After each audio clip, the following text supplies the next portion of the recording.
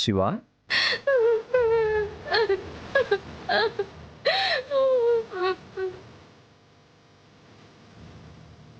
హే శివ శివ శివ పార్వతి ఎప్పుడొచ్చో ఇదేనా రావడం? గౌరీ నిన్ను చూడ్డానికి నీ చెల్లెలు వచ్చింది. స్మైల్ ఇస్తూ ఇన్వైట్ చేయి. అలాగే తనకి మర్యాదలు చేయి. మరదలు కదా. 10 నిమిషాల్లో వస్తాను గౌరీ. బై ద వే ఇంకొక విషయం, మీరిద్దరూ ఎలాంటి కబుర్లైనా చెప్పుకోండి, కానీ మనిద్దరం గడిపిన కబుర్లు మాత్రం శివకి చెప్పొద్దు. ఎందుకంటే పెళ్లి కావాల్సిన అమ్మాయి కదా, ఎక్కువ ఆశలు పెట్టుకుంటుంది. Okay, nothing serious, just kidding. You carry on, మాట్లాడుకోండి.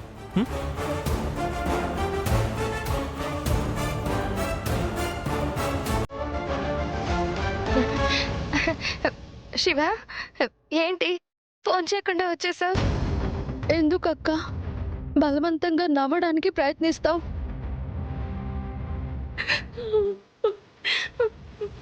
బలవంతంగా నవ్వచ్చు కానీ బలవంతంగా బ్రతకలేం శివ.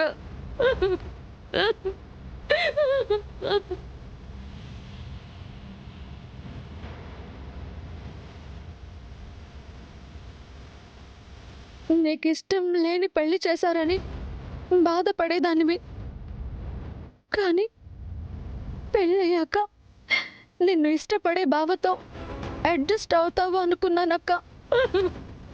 కానీ ఇన్ని కష్టాలు పడతావు అనుకోలేదు. మగవాళ్ళ కంటే ఆడవాళ్ళ ఎక్కువగా చదవకూడదు అంటాడు. నేను బాగున్నానని ఎవరు పొగడకూడదు అంటాడు. 2 ముద్దలు ఎక్కువగా తింటే నాకన్నా బలంగా తయారవడానికి అంటూ వేధిస్తాడు. కూర్చుంటే తప్పు, నిల్చుంటే ఎవరి కోసం ఎదురు చూస్తున్నావని మాట్లాడతాడు. తను పెట్టే టార్చర్ వల్ల రోజు రోజుకి చచ్చిపోవడం కన్నా ఒకేసారి ఇలాంటి నరకానికి దూరంగా వెళ్ళిపోవడం మంచిదనిపిస్తుంది శివ. ఊరుకో అక్క, ఏంట పిచ్చి మాటలు. మీ చెల్లెలకి నువ్వు చెప్పింది చాలా తక్కువ గౌరీ. చాలా విషయాలు దాచిపెట్టినందుకు థ్యాంక్స్. ప్రస్తుతానికి నువ్వు బతికిపోయినట్టే. త్వరగా తెండి, రండి.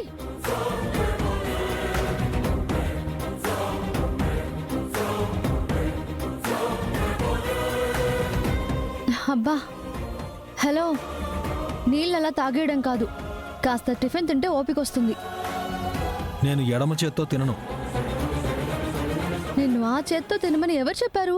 కుడి చేత్తోనే నేను తింటూ నీకు తినిపిస్తాను, సరేనా? పర్లేదు, నాకేం ఆకలిగా లేదు. ఈ మాట సత్య హరిశ్చంద్రుడు కూడా ఆకలి పెట్టుకుని చెప్పేవాడంట.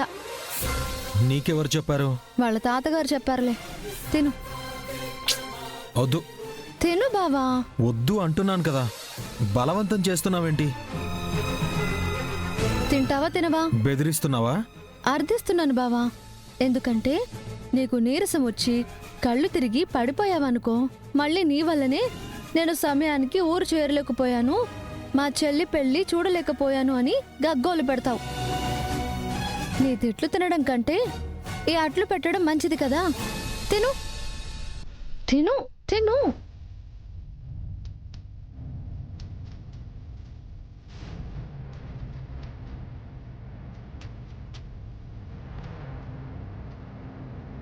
తిను. చాలు.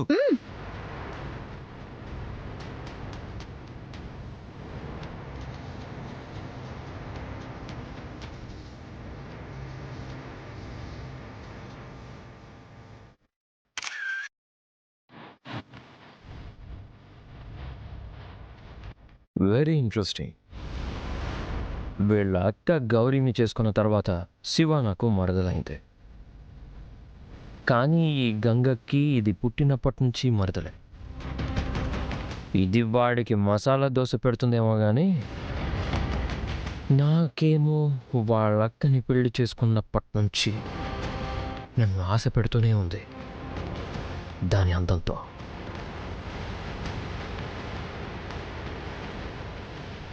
ఆ గంగ ప్లేస్లో నేను ఉండుంటే ఆ దోశ ముక్కని దాని వేళ్లతో తీసుకొని నోట్లో పెట్టేటప్పుడు లటుక్కున కొరికేసేవాడిని, దోశతో పాటు దాని అందాన్ని.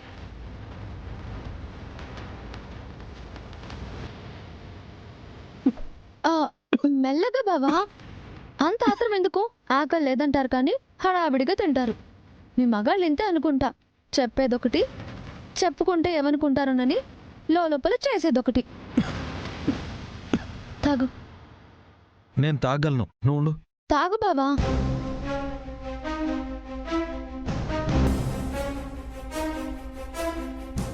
చాలని చెప్పాను కదా.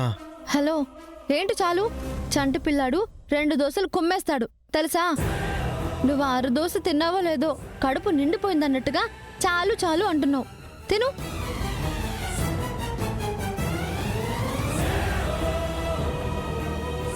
అసలు నాకు అంతు పట్టంది ఏంటంటే, పెళ్ళి పెట్టుకుని వీళ్ళెందుకు ఇక్కడున్నారు? పెళ్లి కూతురుగా ఉండాల్సిన అది లంగావణి వేసుకొని ఇక్కడెందుకుంది?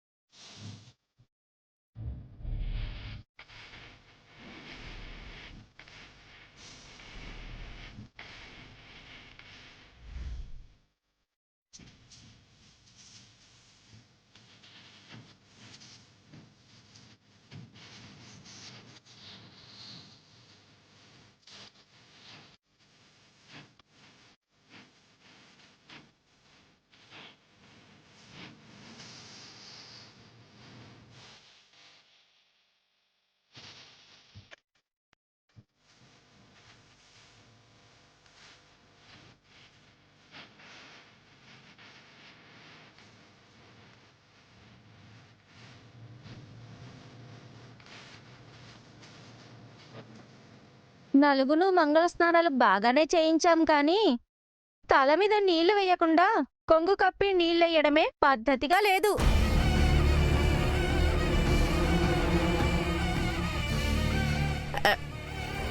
పర్వాలేదు వదినా, నలుగు మంగళ స్నానం చేయించడం ముఖ్యం కదా. తంతు ముగిసాక కూడా కొంగు కప్పేసుకోవడమేంటోదినా? కొంగు కింద కనేసి సూర్య నమస్కారం చేసి అప్పుడు చీర మార్చుకోవడానికి వెళ్తారు కదా, అది కదా పద్ధతి. పర్లేదులేమ్మా, ఇప్పటికే ఆలస్యం అయిపోయింది. నాగవల్లి, అమృతవల్లి, శ్రీవల్లిని, శివుని లోపలికి తీసుకెళ్ళండి. ఏమిటో మీ ఆచారాలు. ఇలాంటి ఆచారాలు ఏమన్నా ఉంటే ముందే చెప్పండి. లేదంటే పెళ్లికొచ్చి మా చుట్టాలు ఇదెక్కడ వింత అని మమ్మల్ని అన్నప్పుడు మీరు నొచ్చుకోవాల్సి వస్తుంది. అలాంటిదేం లేదు వదినా. ఇక మీదట కార్యక్రమాలన్నీ మీరెలా చెప్తే అలాగే చేస్తాం. సరే, బట్టలు మార్చుకుందరు గాని పదండమ్మా.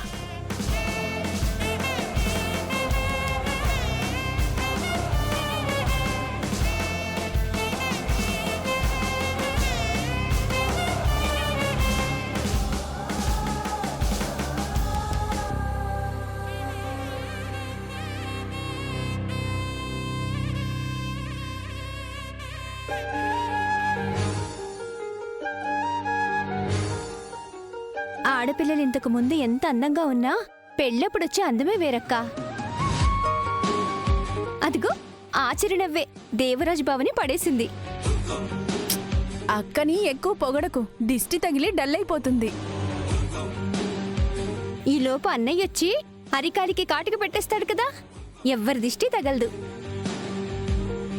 అన్నయ్య ఇదిగో వస్తాడు అదిగో వస్తాడని చెప్పి ఈ కుసుమ అక్కని శివలాగా రెడీ చేసి మొత్తానికి 4 కార్యక్రమాన్ని పూర్తి చేశాం. ఇంకెన్ని చేయాలో నాకు చాలా భయంగా ఉంది. మేమేమైనా ధైర్యంగా ఉన్నామనుకుంటున్నావా? కాసేపు ఈ చీరలో ఉంటే చాలు, ఆ లోపు అన్నయ్య వస్తే సరే, లేదనుకో అందరి పని గోవిందా. కుముద అలా మాట్లాడకూడదు. అంతా మంచి జరుగుతుందని ధైర్యం చెప్పాలి. పాపం కుసుమ తిరుపతత్త మాటతో నటించింది, కానీ అదే వేరే వాళ్ళైతే ఇంత సాహసం చేయగలుగుతారా?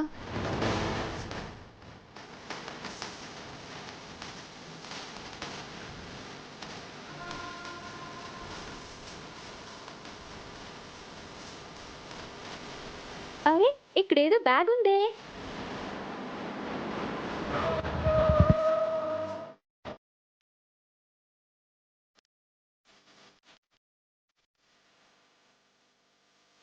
ఏ ఎవరిదో ఏంటో, ఎందుకు తీస్తున్నావే?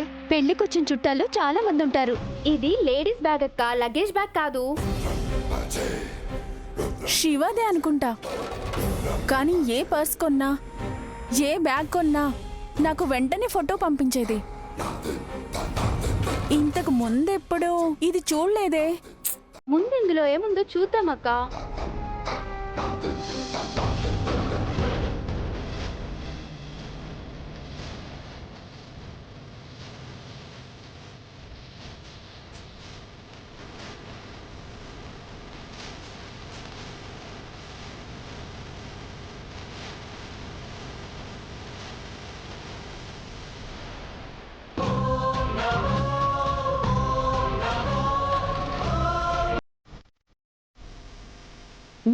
లిప్స్టిక్ ఉంది.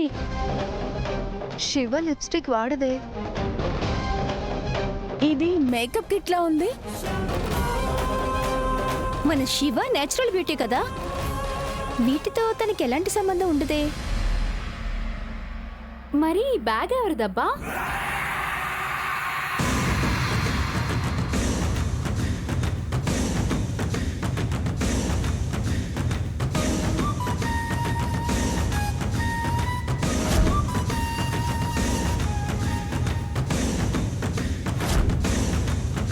కుసుమ నీదా? ఆహా, నాది కాదు. నాదైతే ఇప్పటిదాకా ఎందుకు చూస్తూ ఊరుకుంటాను? మీదెవ్వరిది కాదనుకుంటే ఇక మీదట నాదే.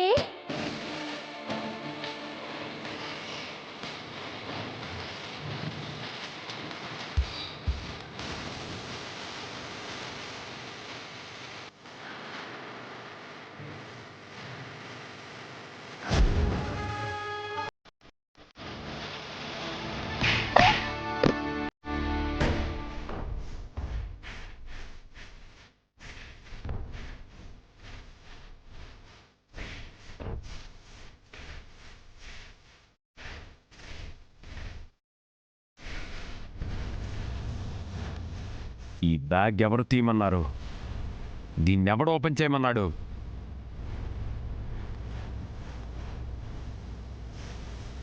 బావా, అది ఎవరిదో ఏంటో అని. ఎవరితో మీకు తెలియనప్పుడు నోరు మూసుకొని ఉండాలి కదా. దాన్ని బయటికి తీసి అందులో ఏముందో కెలికి అది నాదేనని భుజాన వేసుకుంటే కాళ్ళు చేతులు విరగ్గొడతాను. కుముద లే, సారీ చెప్పు. నేనేం చేశానని సారీ చెప్పాలి? పరాయి వాళ్ళ వస్తువులు మనం తీసుకోకూడదు కదా, తప్పు కదా. ఈ ఇంట్లో ఉంటే పరాయి వాళ్ళది ఎలా అవుతుంది అక్క? మన వాళ్ళది కదా అని చూసామంతే. ఈ ఇంట్లో శివపార్వతిలాగా చీర కట్టుకొని ఈ కుసుమ ఉంది, తను మనమ్మాయి అయిపోతుందా? తను మన మనిషి అయిపోతుందా? కాదు కదా. సర్లే బావా, ఏదో తెలియక తీసుకుంది. చిన్న పిల్ల బెట్టు చేస్తుంది. అది సారీ చెప్పకపోతే దాని తరపున నేను సారీ చెప్తున్నాను. సారీ బావా.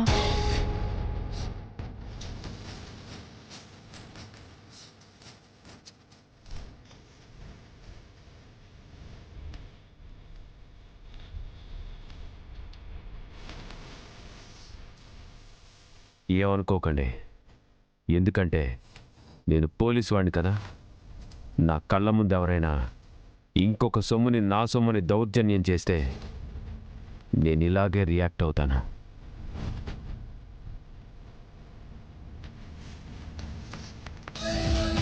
దయచేసి నన్ను పెళ్లి కొడుకులా మాత్రం చూడకండి, పోలీస్ ఆఫీసర్లా చూడండి. అర్థమైందా?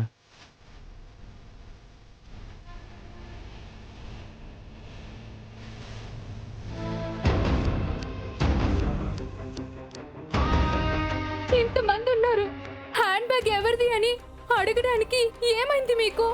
ఏ చాలే ఆపు. కుముదన్న దాంట్లో తప్పే ఉందక్క. ఈ రోజు ఉంటాం, రేపు వెళ్ళిపోతాం. ఎల్లుండి నుంచి కాపురం చేయాల్సింది నువ్వే కదా. అవునక్క, ఈరోజు హ్యాండ్ బ్యాగులు వచ్చాయి, రేపు ఎవరి చీరలో ఇంటికొస్తాయి. అప్పుడు నువ్వు అడగవా ఎవరిది మన దగ్గర ఎందుకుందని? నీకు ఎప్పుడు ఏం మాట్లాడాలో తెలీదు. కాసేపు మాట్లాడకుండా ఉంటే బాగుంటుంది.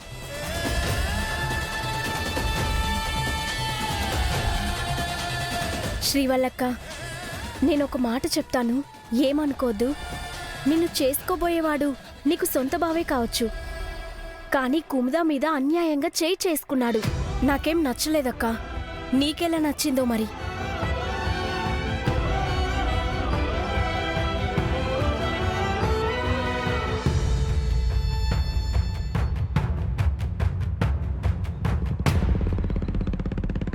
త్వరగా పోనీ, స్పీడ్ పెంచు. టిఫిన్ చేసి 10 నిమిషాలు కూడా కాలేదు. దానికి దీనికి ఏంటి అసలు సంబంధం? కడుపు ఎగరేస్తుంది బావా. స్పీడ్గా వెళ్ళినప్పుడు గతుకులు గుంటలు ఉంటాయి కదా.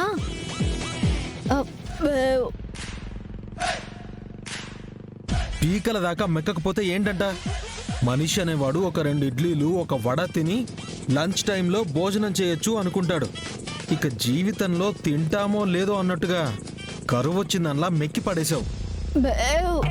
ఛీ! దున్నపోతు కూడా అంత గడ్డి తినదనుకుంటాను. హలో, నేను గడ్డి తినలేదు, దోశలు తిన్నాను. అయినా దిష్టి పెడతావేంటి నువ్వు? నాకు సడన్ గా వాంతి అయితే? నీకు వాంతి అయితే అది నా దిష్టి వల్ల కాదు, పుష్టిగా తింటే కుక్కైనా కక్కుతుంది.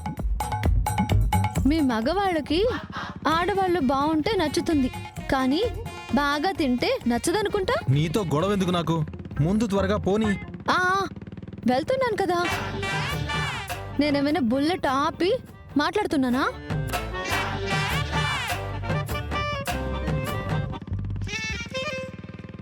బావా, ఎంతైనా నెల్లూరు వాళ్ళు భలే వండుతారు కదా.